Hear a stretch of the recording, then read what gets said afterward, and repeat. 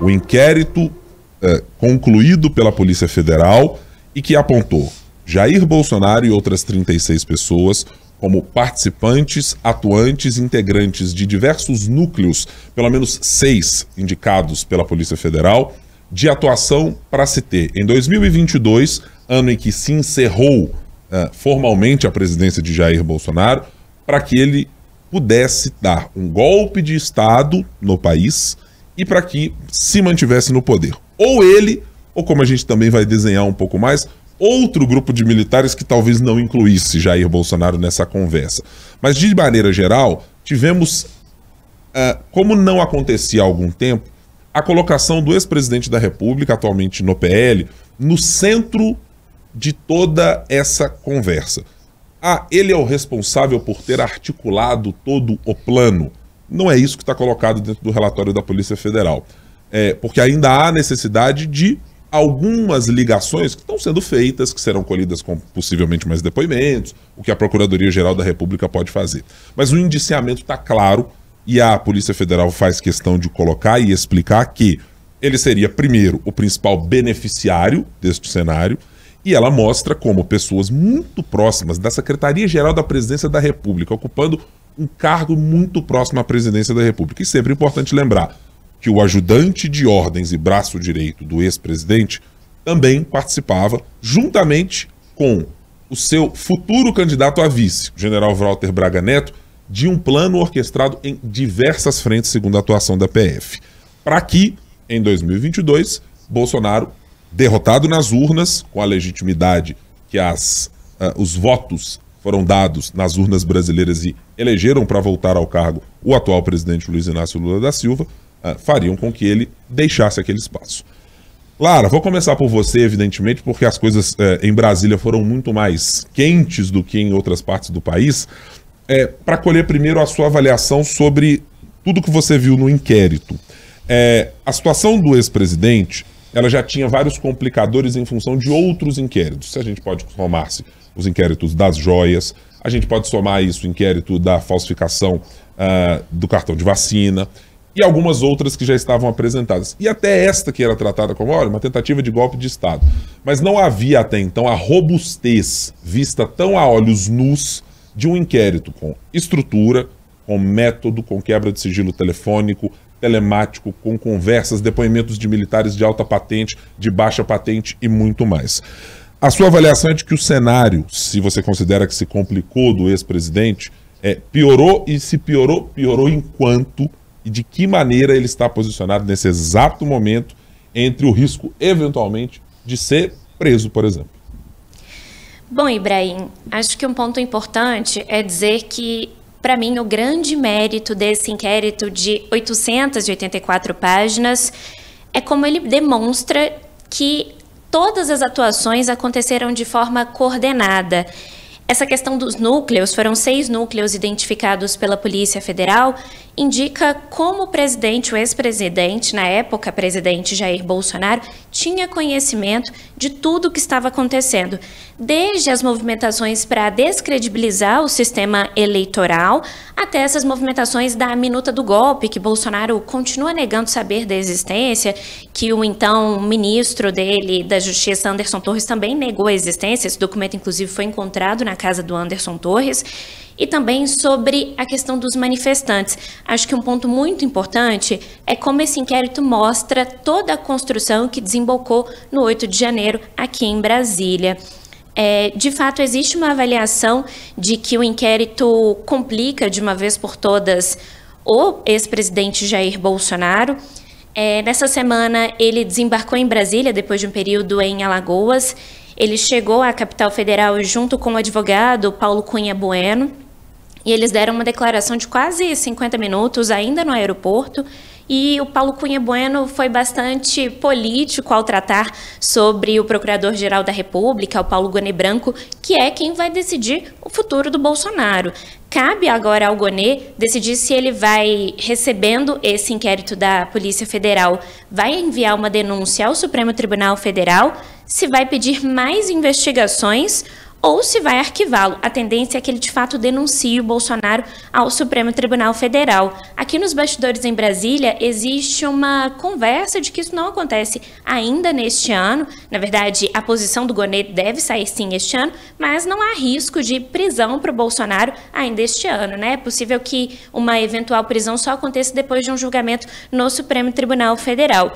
Acho que um ponto bastante importante para a gente tocar, e que o Bolsonaro foi muito enfático na declaração dele nesta semana no aeroporto, diz respeito ao day after. Bolsonaro disse que não sabia, não tinha conhecimento sobre qualquer plano para um golpe de Estado ou para a abolição violenta do Estado Democrático de Direito, e que isso não seria possível porque o Brasil ficaria mal perante a comunidade internacional no dia seguinte a esse golpe. Ele também diz uma coisa muito importante, que não era possível dar um golpe em uma autoridade ainda não constituída. Ele falava do então presidente eleito Luiz Inácio Lula da Silva. E tem alguns pontos no inquérito que acabam desconstruindo essa declaração do Bolsonaro. O primeiro deles é que tinha uma previsão da construção de um gabinete de crise, que seria formado pelo general Augusto Heleno, que trabalhava no Gabinete de Segurança Institucional da gestão Bolsonaro. Também participaria desse gabinete de crise o Felipe Martins, que era um assessor direto de assuntos internacionais do Bolsonaro, e ainda o Mário Fernandes, que durante um tempo participou ali da assessoria da Secretaria-Geral da Presidência da República. Então esse day after já estava negociado, já estava conversado, isso já tinha sido dito para o Bolsonaro. O Mário Fernandes, documentos encontrados, conversas no WhatsApp, reiteram esse ponto. E um outro ponto bastante importante é essa questão da diplomação do presidente Lula, que aconteceu no dia 12 de dezembro daquele ano de 2022. Existe um diálogo, um áudio, na verdade, do Mauro Cid para o Mário Fernandes, e que esse áudio está descrito aqui no inquérito, em que o Mauro Cid diz que o presidente Bolsonaro estava disposto a aderir a esse golpe, a aderir a essa intentona, até o dia 12, então até a diplomação do presidente Lula. Então, o Bolsonaro já tinha pensado nisso, e justamente nessa justificativa, que não era possível dar golpe em uma autoridade ainda não constituída. Então, de fato, até o dia 12, Lula não era uma autoridade constituída no Brasil, então ele admitia esse golpe até então. E tem uma questão que está colocada aí, Lara, é que ela parece até de um grau de certa obviedade, e eu vou pegar aqui o ponto específico da fala do general Walter Braga Neto, foi vice de Bolsonaro na corrida em que eles foram derrotados para o presidente Lula e para Geraldo Alckmin. Quer dizer assim, e foi uma primeira resposta, acho que logo no primeiro dia, ou foi a segunda menção que ele fez quando da denúncia apresentada, foi dizer, não, nós nunca discutimos golpe de Estado. Bom, essa palavra nunca apareceu no vocabulário. Bom, eu posso imaginar, né? Ninguém que está cometendo qualquer tipo de ilicitude ou crime, você vai imaginar que, logicamente, ela vai dizer assim, olha, tudo bem, gente, bom dia, começamos aqui a reunião, esta nossa reunião que pretende dar um golpe de Estado no dia XYZ, né? O Exército Brasileiro, e a leitura do inquérito deixa muito claro que as expressões que são utilizadas pelo Exército, e eu não quero tratar da instituição como um todo, mas ali é difícil não tratar assim, porque boa parte dos generais, boa parte das pessoas que estão ali são integrantes do Exército Brasileiro. Então, essas pessoas que estavam mencionadas nesse inquérito, estão lá, elas usam expressões que são nativas, recorrentes, da gramática e do vocabulário do Exército Brasileiro. Mas nenhuma delas, evidentemente, é o chamado batom na cueca. Não tem ninguém dizendo assim, manual de como dar um golpe no Brasil, de 64 a 2022. Ninguém vai extrair nada dessa natureza. E o próprio Bolsonaro, numa espécie de delimitação do campo do que ele imagina ser possível discutir numa reunião, disse em uma das suas respostas ao ser questionado sobre o inquérito, disse assim, não, olha só, a discussão, a gente sempre dentro das 4 linhas discutiu alternativas, possibilidades. Não, estado de sítio está na Constituição. Sim, estado de sítio está na Constituição. Mas ela não está na Constituição prevendo-se que você seja derrotado nas urnas, não concorde com o resultado e utilize o estado de sítio como uma ferramenta. A isso nomeia-se de golpe. Utilizar uma maneira que está, potencialmente, pode estar dentro ou fora da Constituição. A literatura internacional e os movimentos internacionais de ruptura institucional estão indicando cada vez mais que cada vez menos nós teremos rupturas com tanque na rua. nós teremos rupturas que apresentem aquela lógica de pensar, olha, no Chile, o general, o Pinochet estava assim, alguma coisa aconteceu, ou o general saiu de Juiz de Fora em 64 em cima de um tanque. Não é mais isso. Ruptura institucional tem se dado na literatura, como a gente vê na Turquia, vemos em outras localidades, ela não se dá mais com essas ideias. E ainda que eu possa entender que a cabeça do ex-presidente Bolsonaro, do general Walter Braga Neto e de outros que estavam ali, seja moldada numa ideia de que em 64 houve um movimento e não um golpe de Estado, de que precisaria se repetir aquilo, não é isso que acontece. Então, assim, acho que o primeiro ponto é não tratar as coisas com essa simplicidade como se imagina crer. Não, mas não dá para dar um golpe de Estado, conversaram meia dúzia de pessoas. Não, dá para dar um golpe de Estado sim, porque com 6 pessoas, e este, por exemplo, era um dos planos dos militares chamados ali de Kids Pretos, né, dessa força especial, um dos planos é você retirar um dos atores que é importante na justiça porque conduz um determinado inquérito e, num plano que estava apresentado, matá-lo. É bem possível dar um golpe de Estado fazendo a retirada ou a supressão de um determinado poder, seja a justiça, seja o poder executivo, seja o poder legislativo. Então, acho que assim, primeiro a gente tem que tirar essa simplificação que está sendo apresentada, e é evidentemente que é um argumento legítimo, tanto do ex-presidente quanto do general Walter Braga Neto, se defenderem da maneira como considerem legítimo de fazer perante a justiça. Mas essa ideia que está meio colocada de não, só pode existir golpe à maneira ipsis literis 64, não, isso não dá para acontecer.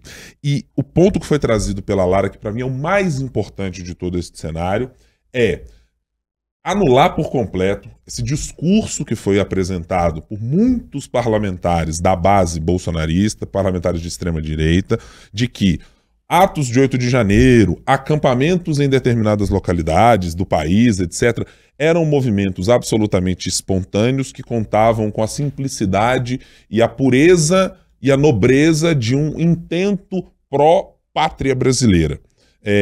Eu não vou descartar que havia pessoas que, porventura, estivessem nesses lugares com esse espírito de que acham que salvariam a democracia brasileira, a pátria ou qualquer coisa que faça essas pessoas se mobilizarem nas ruas. Mas está muito evidente, muito escancarado que aquilo era uma força motriz, que aquilo servia para dar, segundo o inquérito da Polícia Federal, sustentação às articulações, organizações e planos feitos por gente de alta patente, por gente que ocupava espaços importantes na estrutura interna dos poderes brasileiros. Pela Polícia Federal, do presidente da República até a última pessoa que saiu de uma porta de um quartel militar no país, todas elas tinham, de alguma maneira, algum elo para conectá-las a um plano principal. E tem uma frase muito específica do general Walter Braga Neto, quando sai numa das reuniões e que vai passar em frente a uma senhora, outros que estavam à porta do Palácio da Alvorada, dizendo, mas e aí, o que vai acontecer? Calma, não podemos dizer, você precisa ter fé. E é sempre esse discurso que faz alguma simbiose entre algo quase extraterreno, de uma ordem, de uma erupção que pode acontecer no país, mas que sabia-se, pelo que se tem agora de quebras de sigilo e muito mais no inquérito da Polícia Federal, que isso, ao mesmo tempo, estava sendo organizado, gestado, discutido com papel impresso e auditável, neste caso. Absolutamente auditável. Lara, você queria falar algo? Sim, Ibrahim, aproveitando esse gancho, eu queria trazer um trecho do inquérito. Na página 472, a Polícia Federal diz claramente como integrantes do governo federal de Jair Bolsonaro, aliados a lideranças desses movimentos, que aqui são tratados como claramente movimentos antidemocráticos, discutiam a movimentação das pessoas em frente aos quartéis. Então, tudo era negociado para onde as pessoas devem ir, onde elas devem atuar. Inclusive, tem uma suspeita muito forte da Polícia Federal de que esses integrantes do governo federal, inclusive daquele núcleo da ABIN paralela, que seria liderado pelo então diretor da Agência Brasileira de Inteligência, o delegado Ramagem, que hoje é deputado federal, negociavam com essas pessoas e articulavam o que elas deveriam fazer. Nesse trecho tem uma conversa que foi extraída do WhatsApp do Mauro Cid, é uma conversa entre ele e o Major Rafael de Oliveira, que também participou dessa articulação, e o Major diz o seguinte para o Cid: Aí, o pessoal está querendo a orientação correta da manifestação. A pedida é ir para o Congresso Nacional e o STF. As Forças Armadas vão garantir a permanência lá? Perguntas recebidas. Em seguida, o Mauro Cid responde de forma muito curta com a seguinte frase: Congresso Nacional e STF, vão, show. E aí termina essa conversa.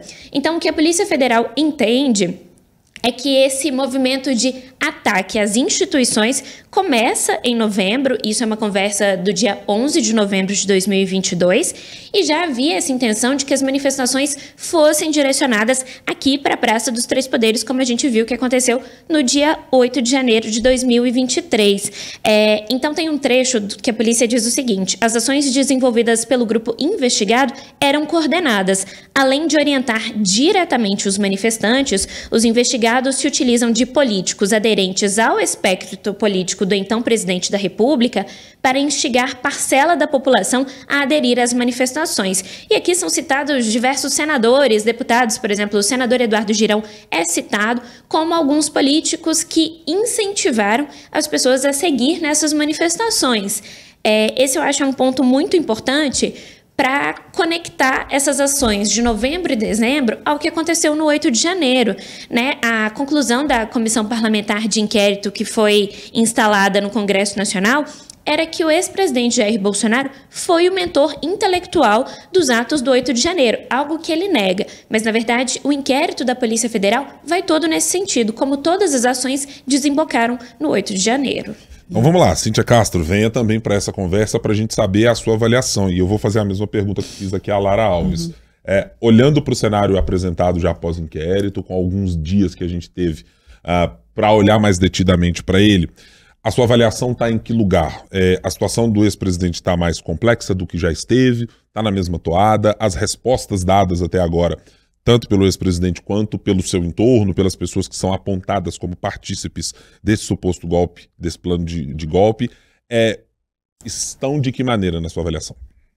Sente assim, né, Ibrahim, assim, à medida que as investigações vão sendo mais detalhadas e os resultados, o Bolsonaro acaba se complicando mais. E, por exemplo, a gente estava vendo que diz que ele teria dado uma entrevista, acho que para o UOL, eu estava vendo aqui há pouco tempo, e ele já estaria admitindo a possibilidade de pedir abrigo em alguma embaixada caso a prisão seja decretada. A minha sensação é que ele, percebe um risco maior a partir do momento que vão sendo detalhados. E eu acho assim, todas essas investigações, elas são muito escandalosas, assim, no sentido que é o básico que a gente sempre ouve falando, mas eu acho que para mim é o ponto principal, que é esse atentado mesmo à democracia. E isso extrapola você ser de direita, você ser de esquerda, né?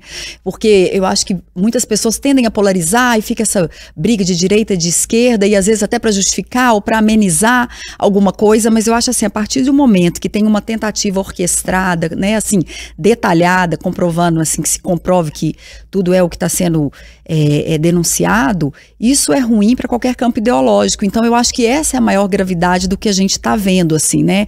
É uma tentativa de desconstrução de algo que foi conquistado com muita dificuldade, né, às custas de muitas mortes, uma ditadura militar de anos no Brasil. Então eu acho que isso tem que ser colocado, e à medida que vocês dois estavam falando assim, né, do inquérito, tudo, eu fico pensando assim, como que ao longo de um processo, tudo que a gente está vendo concretamente, foi tantas vezes pelo próprio ex-presidente Jair Bolsonaro, e para vários apoiadores e seguidores, usado com um tom meio jocoso, de brincadeira, de ironia, né? Intervenção militar, e vai lá e põe o cartaz, e ele ali falando essa questão de golpe e tudo, aí, a hora que você vê concretizado, você vê que tinha uma questão muito séria, que era, por exemplo, Bolsonaro foi para os Estados Unidos logo depois da eleição. Então muitas pessoas, até a gente mesmo, falaram, nossa, mas que atitude, largou os caras que estavam com ele aqui, a gente olhava até com um olhar meio assim de ver que ele não estava assumindo ali uma postura, vai passar a faixa, e aí a hora que chega essas investigações, você pensa como estava tudo escondido ali, né? Como estava tudo escondendo algo muito mais grave. Então, eu sinto assim que à medida que vão sendo revelados mais fatos, o cerco vai se fechando,